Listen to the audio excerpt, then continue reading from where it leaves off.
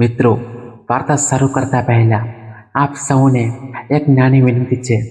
જો તમને અમારી વાર્તાઓ ગમતી હોય તો અમારી ચેનલને સબસ્ક્રાઈબ કરી દેજો અને બાજુમાં આવેલું ઘંટડીનું બટન પણ દબાવી દેજો. મિત્રો, આપણું 1000 સબસ્ક્રાઈબનું લક્ષ્ય હજુ અધૂરું છે, તો ચાલો સાથે મળીને આ લક્ષ્ય પૂર્ણ કરીએ.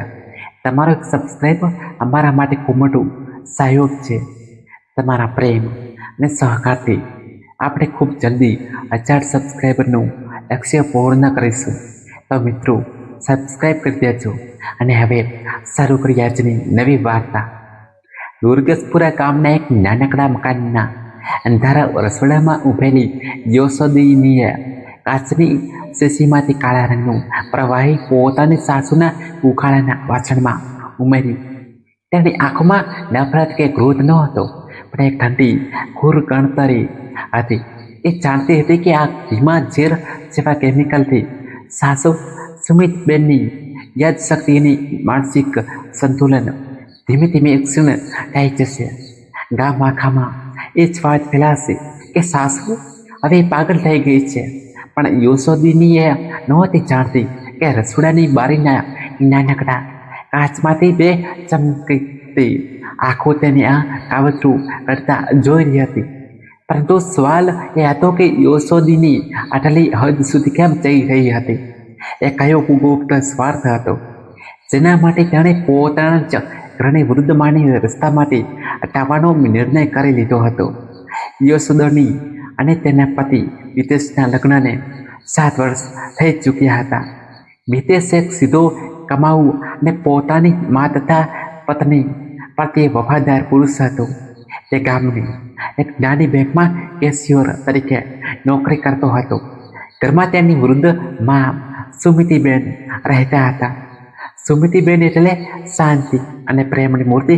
પતિના અવસાન પછી તેમણે અતિશયો મુશ્કેલીઓ વેઠીને મિતેશને ભણાવી ગણાવીને મોટો કર્યો હતો. શરૂઆતમાં ઘરનું વાતાવરણ ખૂબ સારું હતું, પણ છેલ્લા કેટલાક મહિનાઓથી યશોદીનીના વર્તનમાં એક વિચિત્ર અને રહસ્યમય ફેરફાર આવ્યો હતો. તે મોડી રાત સુધી ફોન પર કોઈ અજાણ્યા નંબર પર ધીમા અવાજથી વાતો કરતી.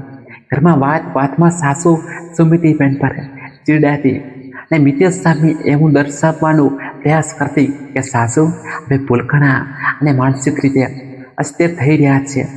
મિતેશે એક સાંજે ચાય પીતા યશોદનીએ ચહેરા પર ખોટી ચિંતા લાવીને કહ્યું, માની ઉંમર થઈ ગઈ છે. આશીશ્વરે તેમણે ગેસનું ચૂલું ચાલુ રાખીને બહાર જતા રહ્યા હતા.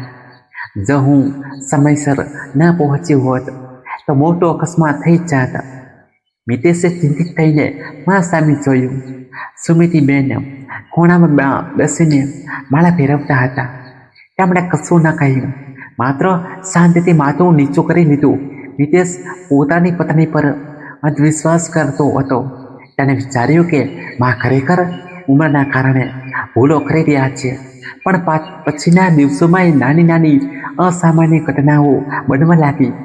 સુમતિબેનના રૂમમાંથી દવાઓની ગોળીઓ ગાયબ થઈ જતી. ક્યારેક તેમના કપડામાં વિચિત્ર ગંધ આવતી, તો ક્યારેક તેઓ આખો દિવસ અતિશયો ઘેનમાં રહેતા. યશોદીની દરરોજ સાસુની શક્તિનો ઉકાળો બનાવીને આપતી. તે મિતેશને કહેતી કે આ ઉકાળાથી માની તંદુરસ્તી સારી રહેશે. મિતેશ રાજી થતો કે તેની પત્ની તેની માની આટલી કાળજી લે છે. પરંતુ યશોદીની પાછળનું સાચું કારણ કંઈક અલગ જ હતું. તે દાવણ ગામના એક શાર્પ બિલ્ડર નિહાલ સાથે સંપર્કમાં હતી. સુમતિબેનના નામી ગામની સીમામાં 3 વીઘા જમીન હતી, જેની કિંમત અત્યારે હાઈવે બનાવવાના કારણે કરોડોમાં પહોંચી ગઈ હતી. સુમતિબેન એ જમીન ત્યારે વેચવા માંગતા નહોતા, કારણ કે એ જમીન તેમના સ્વર્ગસ્થ પતિની છેલ્લી યાદગીરી હતી.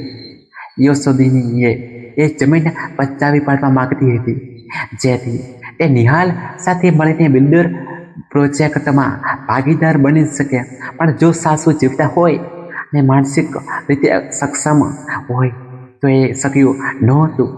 તેથી તેણે સાસુને ધીમે ધીમે માનસિક અસ્થિર બનાવીને હોસ્પિટલ ભેગા કરવાનું અને જમીનના પાવર ઓફ એર્ટનની પોતાના નામે કરી લેવાનું કાવતરું કર્યું હતું. એક રવિવારે મિતેશ કપડાં ઇસ્ત્રી કરવા માટે જૂનું કબાટ ખોલી રહ્યો હતો. કબાટના અંદરના ભાગમાંથી એક નાની ડાયરી બહાર પડી. આ ડાયરી યશોદીની હતી. મિતેશે ડાયરી ખોલી અંદર કેટલાક હિસાબો અને એક મેડિકલ સ્ટોરની વોચ લટકતી હતી. વોચમાં લખેલી દવાનું નામ વાંચીને મિતેશે ચોંકી ગયો. એ દવા કોઈ શક્તિ વર્ધક નહોતી, પણ મગજની ચેતાતંત્રને ધીમે ધીમે નિષ્ક્રિય કરી દેતી ભારે ઘેનની દવા હતી. ડાયરીના પાછળના પાના પર નિહાલનું નામ અને જમીનની કિંમતના આંકડા લખેલા હતા. મિતેશના પગ નીચેથી જમીન ખસી ગઈ. જે પત્નીને તે પ્રેમ અને વિશ્વાસની મૂર્તિ મારતો હતો, તે તેની જ માને અંદરથી પોર્ણાલ કરી રહી હતી. મિતેશનું લોહી ઉકળી ઉઠ્યું. એને મન થયું કે અત્યારે જ જઈને યશોદીનો કાઢેલો પકડે, પણ તે સમજદાર હતો. તેણે પોતાના ગુસ્સા પર કાબુ રાખ્યો. માત્ર ડાયરીથી કંઈ સાબિત ન થાય યશોદીની બહાનું બનાવી દેતો. તેણે શાંતિથી સત્ય બહાર લાવવા માટે એક બુદ્ધિશાળી યોજના બનાવવાનું નક્કી કર્યું. બીજા દિવસે મિતેશે ઘરે એવું નાટક કર્યું કે તેને બેંકના કામથી 2 દિવસ માટે બહાર ગામ જવાનું છે. યશોદીની અંદરથી ખુશ થઈ ગઈ. તેને લાગ્યું કે આજે રાત્રે જ તે સુમિતિબેન પાસે જમીનના કાગળો પર અંગૂઠો પડાવી લેશે. પરંતુ મિતેશ ક્યાંય બહાર ગામ ગયો નહોતો. તેણે પોતાના ઘરના દીવાનખંડમાં અને રસોડાના બલ્બ હોલ્ડરમાં છુપી રીતે નાટક કડા સ્પાઇક કેમેરા ગોઠવી દીધા હતા. જેનું લાઈવ રેકોર્ડિંગ તેના મોબાઈલમાં આવતું હતું. એ જ રાત્રે મિતેશ ગામની એક હોટેલમાં બેસીને પોતાના મોબાઈલમાં ઘરનું લાઈવ દ્રશ્ય જોઈ રહ્યો હતો. રાત્રે 9 વાગ્યે યશોદીની રસોડામાં થઈ ગઈ.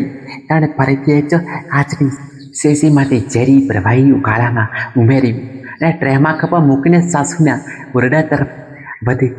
સોફા પર બેઠેલા સુમિતબેન પાસે જઈને યશોદીનીએ કડક અવાજે કહ્યું, હાલો માં, આ ઉકાળો પી લો, અને હા, આ કાગળો પર સહી કરો અથવા અંગૂઠો મારો. સુમતિબેને શાંતિથી ઉકાળાનો કપ હાથમાં લીધો. તેમની આંખોમાં કોઈ ડર નહોતો. તેમણે યશોદીની સામે જોયું અને અત્યંત ભાવનાત્મક વાક્ય કહ્યું, યશોદીની, તો મને છેલ્લા 3 મહિનાથી જે ઉકાળો પાઈ રહી છે ને, એ હું રોજ પી જાઉં છું. મને ખબર છે કે આમાં તું દવા ભેળવે છે. યશોદીની શાંત બંધ થઈ ગઈ. શું બોલે છે તું? સુમતિબેનની આંખોમાંથી આંસુ સરી પડ્યા, પણ તેમનો અવાજ અસ્થિર હતો. હા દીકરી, મને પહેલા જ અઠવાડિયે ખબર પડી ગઈ હતી.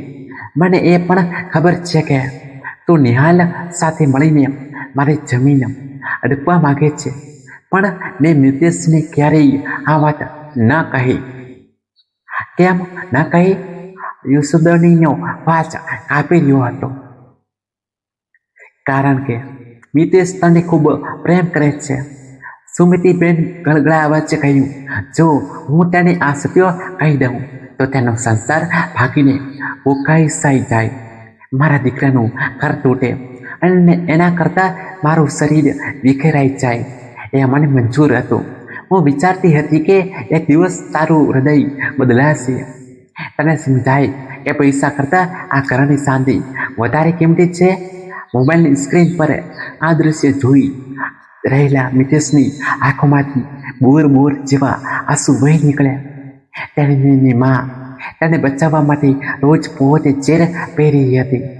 મિતેશથી હવે વધારે સહન ન થયું. એ કાર લઈને હોટેલથી ઘર તરફ દોડ્યો. 10 મિનિટમાં મિતેશે ઘરનો દરવાજો ધડામ દઈને ખોલ્યો. યશોદીની ગભરાઈ ગઈ. મિતેશ, તું તો બહાર ગામ જવાનો હતો ને? મિતેશ કશું બોલે નહીં. ત્યાં શાંતિથી પોતાના ખિસ્સામાંથી મોબાઈલ કાઢ્યો અને ટેબલ પર મૂક્યો. મોબાઈલમાં રસોડામાં ઝેર ભેળવવાથી માંડીને ઓરડામાં થયેલી વાતચીતનો આખો વિડીયો રેકોર્ડિંગ ચાલુ હતું. યશોદીના ચહેરાનો રંગ ઉડી ગયો. તેનો આત્મવિશ્વાસ કાચની જેમ તૂટીને વિખરાઈ ગયો. તેના પગ ધ્રુજવા લાગ્યા. મિતેશ, મારી વાત સાંભળ. આ તો યશોદીની થોથરાઈ ગઈ. મિતેશે તેની સામે ગુસ્સાથી ચીસ ન પાડી. તેનો અવાજ અત્યંત ધીમો અને બરફ જેવો ઠંડો હતો. યશોદીની જે સંબંધમાં વિશ્વાસ ન હોય અને જ્યાં માના લોહીની કિંમત જમીનના ટુકડાથી ઓછી આંકવામાં આવતી હોય ત્યાં ક્રોધ કરવાનો પણ કોઈ અર્થ નથી હો રહેતો. મિતેશ પોતાની મા પાસે ગયો, તેમના પગે પડ્યો અને તેમણે પેઢીને રડી પડ્યો.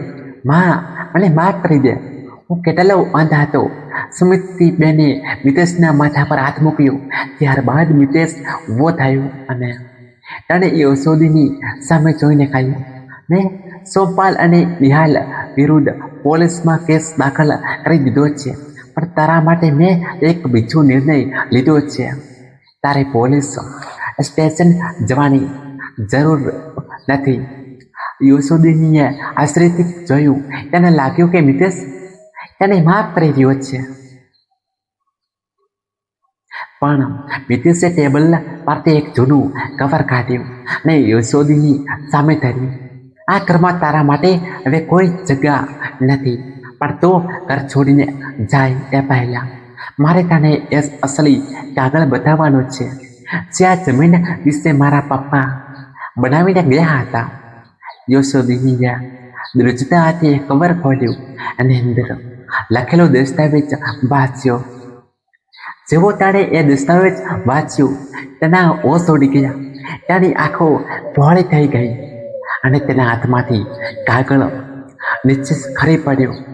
એ દસ્તાવેજમાં એવી કઈ ચોંકાવનારી વિગત લખેલી હતી જેનાથી યશોદીના પગ નીચેથી જમીન ખસી ગઈ. દસ્તાવેજ વાંચતા જ યશોદીની આંખો પહોળી થઈ ગઈ અને તેના હાથમાંથી એ જૂનું કવર છૂટકીને જમીન પર પડી ગયો. દસ્તાવેજના મથાળે સ્પષ્ટ અક્ષરોમાં લખેલું હતું, વિશેષ સંસ્થાનામું અને ટ્રસ્ટો ડીડ, જે જમીન માટે યશોદીનીએ આટલું મોટું કાવતરું રચ્યું હતું. પોતાની જ સાસુને ધીમું ઝેર આપીને રસ્તામાંથી હટાવવાની કોશિશ કરી હતી અને નિહાલ સાથે મળીને કરોડોની કમાણીના સપના જોયા હતા. એ જમીનનો સાચો માલિક મિતેશ કે સુમિતિબેન નહોતા. દસ્તાવેજમાં સ્પષ્ટ લખ્યું હતું કે આ 3 વીઘા જમીન મિતેશના પિતાએ વર્ષો પહેલા ગામના અનાથ બાળકોના આશ્રમ અને વૃદ્ધોના રોગ મુક્ત કેન્દ્ર માટે ટ્રસ્ટની દાનમાં આપી દીધી હતી. સુમિતિબેન માત્ર એ જમીનના રક્ષક અને ટ્રસ્ટી હતા. જો આ જમીન વેચવાનો કે કોઈ વ્યાવસાયિક કામ માટે ઉપયોગ કરવાનો પ્રયાસ થાય તો એ જમીન સીધી સરકારના તાબામાં જતી રહે તેમ હતી. યશોદીના હોશ ઉડી ગયા. તેની ચારેય બાજુ અંધારું છવાઈ ગયું. તે છે સંપત્તિ પાછળ ઘેલી થઈને પોતાની મમતાળુ સાસુનું લોહી પીવા તૈયાર થઈ ગઈ હતી. એ સંપત્તિમાંથી તેણે એ નિહાલને 1 રૂપિયો પણ મળે તેમ નહોતો. આ શક્ય નથી. યશોદીનો અવાજ કાપી રહ્યો હતો. આટલી કિંમત જમીન ટ્રસ્ટની કિંમતે તો જૂઠું બોલે છે. આ દસ્તાવેજ બનાવટી છે. મિતેશે કુડું શ્વાસ લીધો. તેની આંખોમાં ક્રોધ નહીં, પણ એક ઊંડી વેદના હતી. યશોદીની તારી આંખો પર લાલચનો જે પાટો પાથેલો છે ને, એ તને ક્યારેય સત્ય જોવા નહીં દે. મારા પપ્પા અને મા હંમેશા માનતા હતા કે ઈશ્વરે આપેલી સંપત્તિ સમાજના કલ્યાણ માટે હોય છે, પણ તું માત્ર કાગળના થોથા અને પૈસાની લાલચમાં એટલી આંધળી થઈ ગઈ કે તને મારી માના પ્રેમમાં પણ સ્વાર્થ દેખાયો. યશોદીની ધ્રુસકે રડી પડી. એ જમીન પર બેસી ગઈ. મિતેશ, મને માફ કરી દે. મને નિહાલે પટકાવી દીધી હતી. તને મને કહ્યું હતું કે જો આપણે આ જમીન વેચી દઈશું તો આપણે મુંબઈમાં મોટો બંગલો લઈ શકીશું. હું તેની જાળમાં ફસાઈ ગઈ.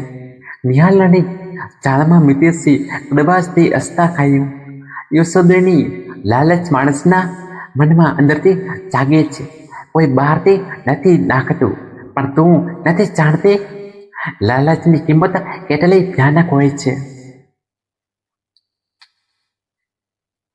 સુમતીબેન ધીમેથી ઊભા થયા અને યશોદની પાસે ગયા. તેમણે યશોદનીના ખભા પર હાથ મૂક્યો. દીકરી, મેં તને મારી બહુ નહીં પણ દીકરી માની હતી. તેમણે ઝેર આપ્યું છતાં મેં તને ક્યારેય કોશી નથી.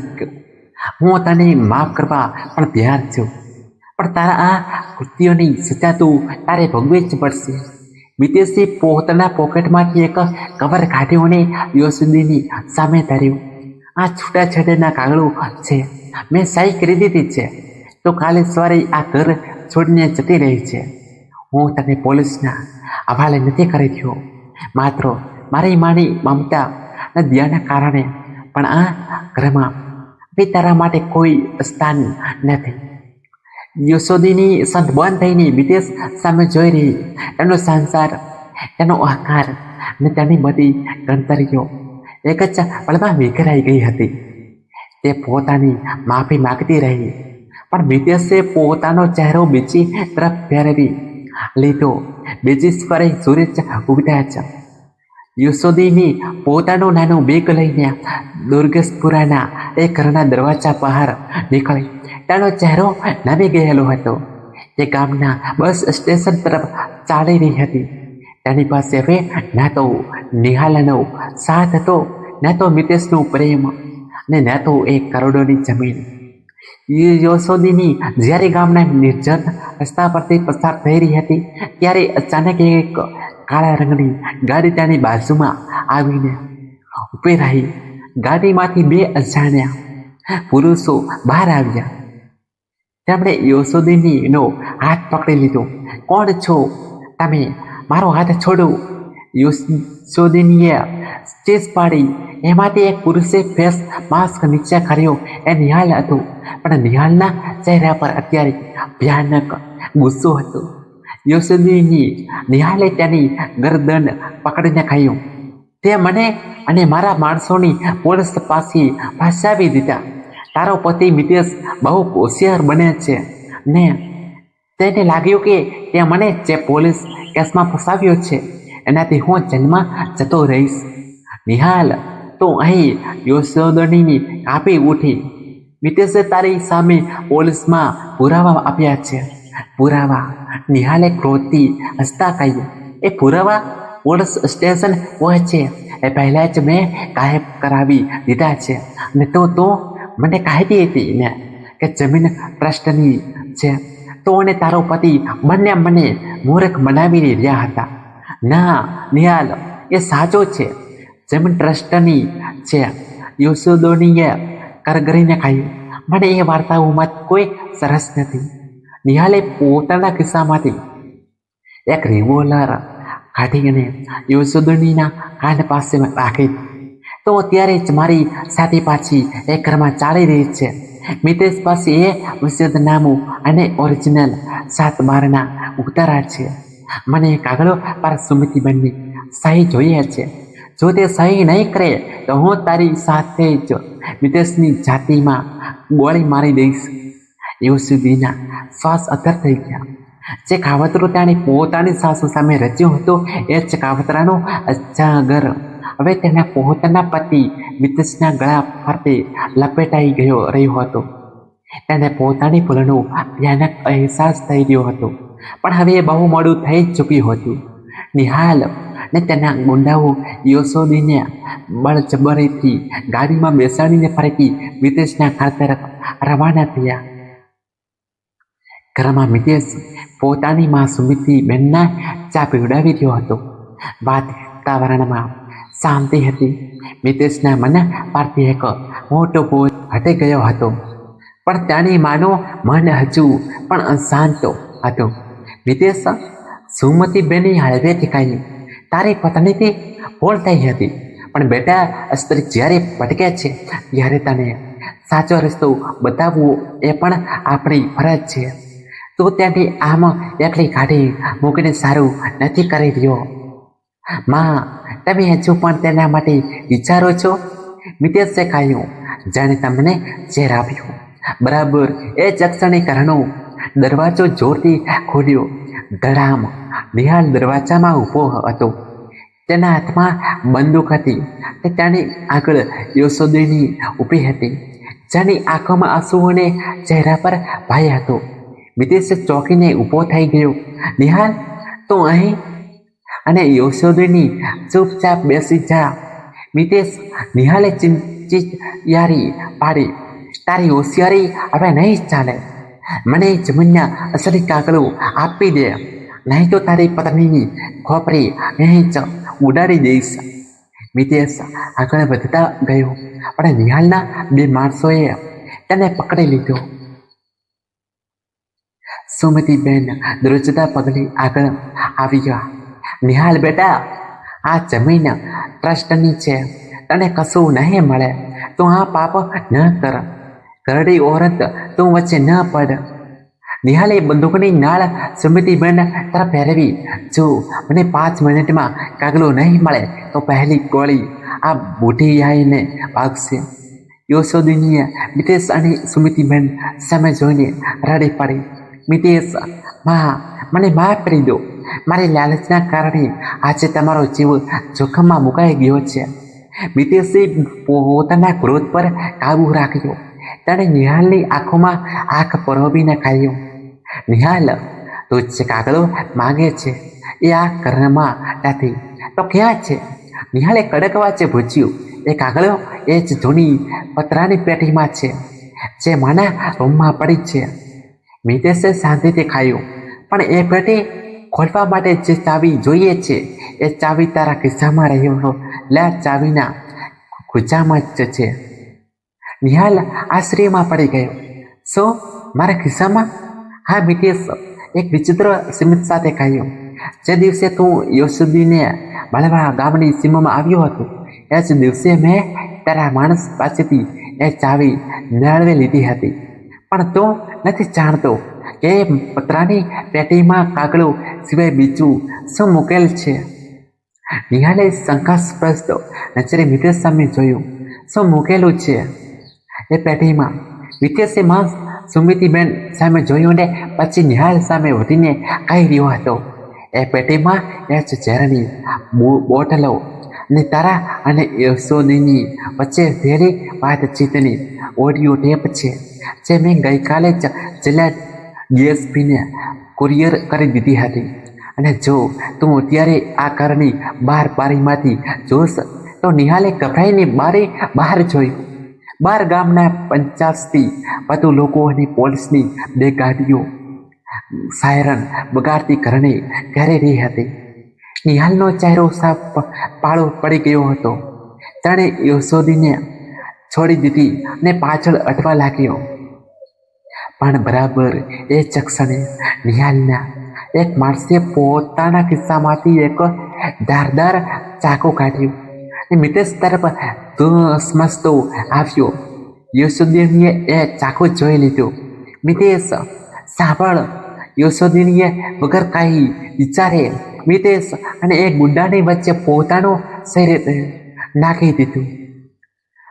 ચટાક ચાકુનું ભયાનક ઘા યશોદીના પેટમાં વાગ્યો અને રક્તની ધારા વહી નીકળી. તે જમીન પર ઢાળી પડી. યશોદીની મિતેશે ચીસ પાડી અને તેણે પોતાની ગોદમાં લીધી. પોલીસે અંદર ઘસીને નિહાલ અને તેના માણસોને દબોચી લીધા. આખું ઘર ચીસો અને ધમાલથી ગુંજી ઉઠ્યું. સુમતીબેન જમીન પર બેસી ગયા અને યશોદીનું માથું પોતાના ખોળામાં લીધું. દીકરી, તું આ શું કરી બેઠી? યશોદીનીના હોઠમાંથી રક્ત વહી રહ્યું હતું, પણ તેની આંખોમાં પછતાવાના અશ્રુ હતા. તેણે મિતેશનું હાથ પકડ્યો અને કાપતા અવાજે કહ્યું, મિતેશ, મેં તમને અને માને ખૂબ દુઃખ આપ્યું છે. આ સજા મારી લાલચ માટે ઓછી છે, પણ માં મને માફ કરશે. ને સુમતીબેને તેના માથા પર હાથ મૂક્યો ને રડતા રડતા કહ્યું, હા દીકરી, મેં તને ક્યારની માફ કરી દીધી છે. યુસુદ્દીનની આંખો ધીમે ધીમે બંધ થઈ રહી હતી. મિતેશ તેને હોસ્પિટલ લઈ જવા માટે બૂમો પાડી રહ્યો હતો, પણ એ જ ક્ષણે હોસ્પિટલ જતા રસ્તામાં એમ્બ્યુલન્સની અંદર યુસુદ્દીનની ડૉક્ટરના કાનમાં એક એવી વાત આવી જે સાંભળીને ડૉક્ટર અને મિતેશ બંને સંતમન થઈ ગયા. યુસુદ્દીનીએ કપતા અવાજે ચાલુ શ્વાસ લેતા પહેલા કહ્યું, મિતેશ, નિહાલ એકલો ન હતો. આ ઘરની અંદર જ રહેતી એક એવી વ્યક્તિ છે જેણે મને આ કાવતરું રચવા માટે ઉશ્કેરી હતી. એ વ્યક્તિ બીજું કોઈ નહીં પણ યુસુદ્દીનનો હાથ મિતેશના હાથમાંથી છૂટકીને નીચે પડી ગયો અને તેની આંખો કાયમ માટે બંધ થઈ ગઈ. એમ્બ્યુલન્સની અંદર છુવાયેલો સન્નાટો મિતેશના કાનમાં કોઈ ભયાનક ગર્જના સમાન વાગી રહ્યો હતો. હોસ્પિટલ પહોંચતા જ ડૉક્ટર્સે યુસુદ્દીનને મૃત જાહેર કરી. મિતેશ ત્યાં જ હોસ્પિટલના બારી પાસે જમીન પર બેસી પડ્યો. તેના મગજમાં યુસુદ્દીનના એ છેલ્લા શબ્દો ગુંજી રહ્યા હતા, નિહાલ એકલો ન હતી. આ ઘરની અંદર જ રહેતી એક એવી વ્યક્તિ છે જેણે મને આ કાવતરો રચવા માટે ઉશ્કેરી હતી. એ વ્યક્તિ બીજું કોઈ નહીં પણ કઈ વ્યક્તિ? ઘરમાં તો માત્ર તેની માં સુમતીબેન જ રહેતા હતા.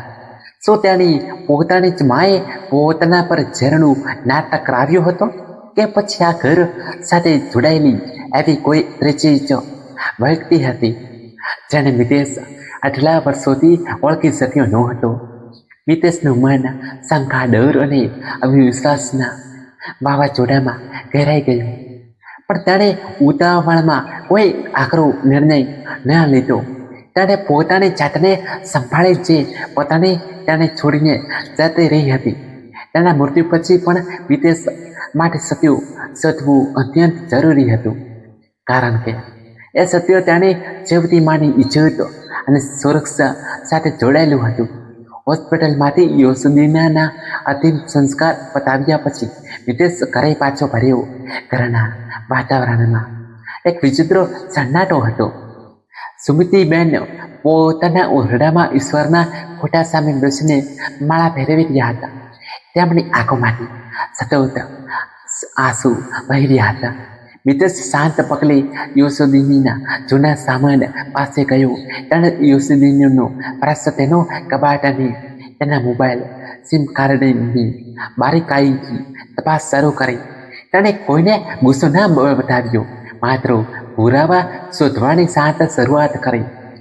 યુસુદ્દીનના પર્સની અંદરના એક ગુપ્ત ખિસ્સામાંથી મિતેશને એક જૂની બેંક પાસબુક મળી. એ પાસબુક તેના પિતાના સમાની હતી અને એ પાસબુકમાં દર મહિને એક ચોક્કસ મોટી રકમ ઉપાડવામાં આવતી હતી, જેના પર સુમતીબેનના અંગૂઠાના નિશાન નહોતા, પણ બીજા જ કોઈકના અક્ષર હતા. એ અક્ષર ઓળખતા જ મિતેશના હોશ તૂટી ગયા. એ અક્ષર હતા મિતેશના પોતાના જ સગા મોટા કાકા ઈશ્વરભાઈના. ઈશ્વરભાઈ ગામમાં રહેતા હતા અને છેલ્લા 5 વર્ષથી તેમણે મિતેશના ઘર સાથે તમામ શબ્દો તોડી નાખ્યા હોવાનું નાટક કર્યું હતું. સત્યનો પહેલો તાર હાથમાં આવતા જ મિતેશે શાંતિથી કડીઓ જોડવાનું શરૂ કર્યું. તે સીધો ગામના બેંક મેનેજર પાસે ગયો અને પાછળના 5 વર્ષના તમામ હિસાબો બહાર કાઢાવ્યા. ત્યાં તેને જે મળ્યું તેનાથી આખી વાર્તાનું મોટું ને ચોંકાવનારો વળાંક સામે આવ્યો. સાંજનો સમય થયો હતો. મિતેશે પોતાના ઘરે કાકા ઈશ્વરભાઈને બોલાવ્યા. ઈશ્વરભાઈ ચહેરા પર ચિંતાનો ખોટો ભાવ લાવીને ઘરમાં આવ્યા.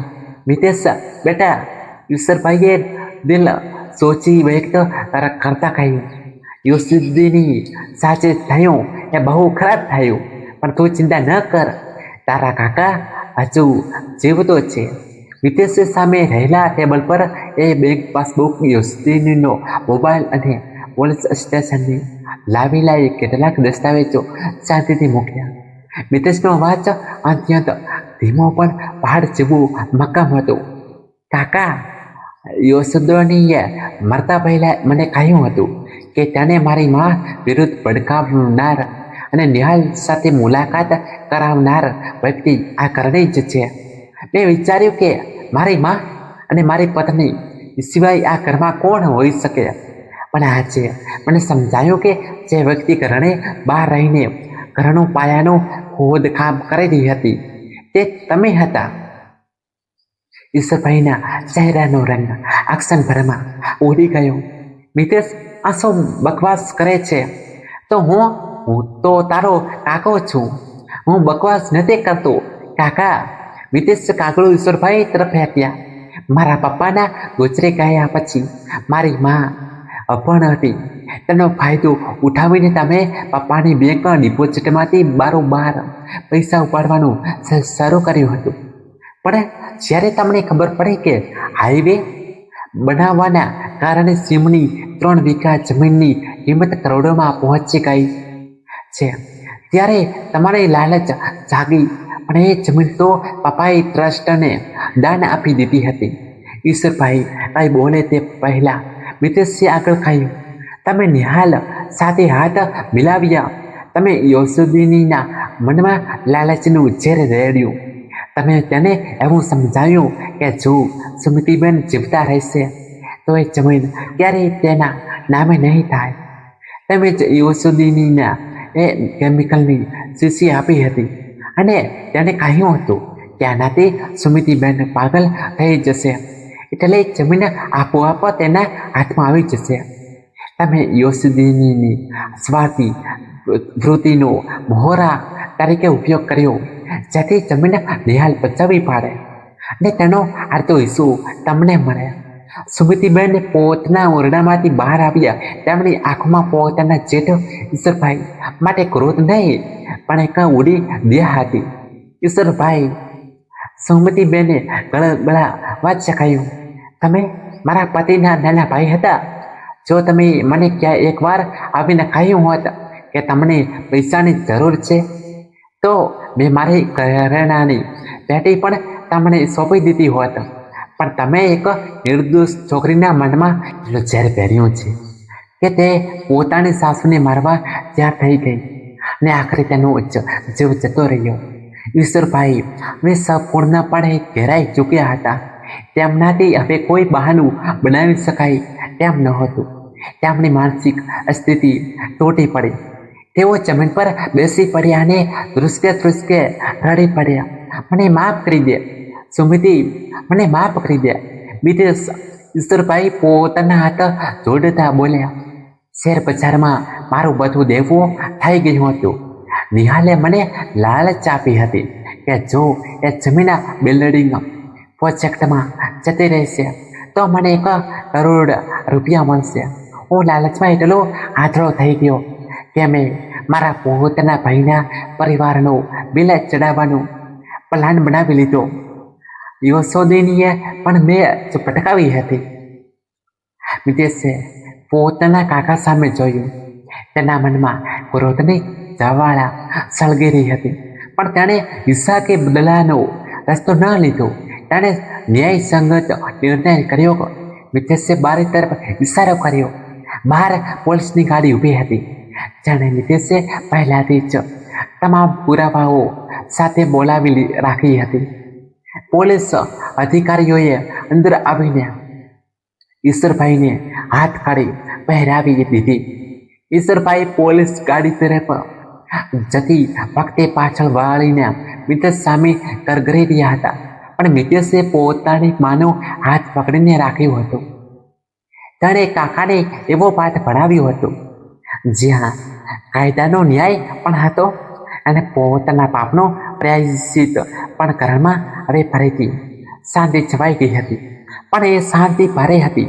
મિતેશ પોતાની માના પગ પાસે બેઠો. માં યશોદીની જતી રહી, પણ તેણે જતાં મને એક મોટું પાઠ ભણાવ્યો. જો મેં શરૂઆતમાં જ તમારી વાત સાંભળી હોત, તમારી કાળજી લીધી હોત અને મારી પત્નીના વર્તનને અતિ વિશ્વાસથી જોવાને બદલે સત્ય તપાસ્યું હોત, તો આજે આ ઘર આટલું વિખરાત નહીં. સૌમતીબેને મિતેશના માથા પર હાથ મૂક્યો અને તેને પોતાની છાતીએ લગાવી લીધો. બેટા, જે વીતી ગયું એને બદલે શકાતું નથી, પણ ઈશ્વરે આપણને એ સત્ય બતાવ્યું કે પૈસા અને જમીનના ટુકડા ક્યારેય માણસના આત્મામાંથી મોટા નથી હોતા. વાર્તાના અંતમાં એક નાનો ભાવનાત્મક ખુલાસો થયો. મિતેશે યોસુદીના રૂમમાંથી તેની એક જૂની ડાયરી કાઢી. ડાયરીના છેલ્લા પાના પર યોસુદીનીએ હોસ્પિટલ જતા પહેલા દ્રોજતા હાથે એક લાઈન લખી હતી. માં, મને માફ કરજો. મને આજે સમજાયો કે તમે મને જે પ્રેમ આપ્યો હતો એ આ દુનિયાની કોઈ મિલકત કરતાં મોટો હતો, પણ મારી લાલચે મને બરબાદ કરી દીધી. મિતેશે એ ડાયરી બંધ કરી. તેના મનમાંથી હવે યોસુદીની પ્રત્યેનો ક્રોધ ઓગળી ગયો હતો અને માત્ર એક શીખ બચી હતી. સંબંધોની ઇમારત વિશ્વાસ અને સંસ્કારોના પાયા પર જણાય છે. જ્યારે સ્વાર્થ અને લાલચ એ પાયામાં ઘૂસી જાય છે ત્યારે માત્ર ઘર નથી તૂટતું, પરંતુ માણસનું પોતાનું અસ્તિત્વ પણ વિખરાઈ જાય છે. સાચો પ્રેમ અને માની મમતા એ જ દુનિયાનું સૌથી મોટું સત્ય છે. જો આ વાર્તા તમને ગમી હોય અને તેના ભાવનાત્મક સ્પર્શે તમારા હૃદયને સ્પર્શ કર્યો હોય તો વિડીયોને લાઈક કરજો, તમારા મિત્રો સાથે શેર કરજો અને આવી નવી ઓરિજિનલ વાર્તાઓ માટે અમારી ચેનલને સબસ્ક્રાઈબ કરવાનું ભૂલતા નહીં. ધન્યવાદ. રાધે રાધે.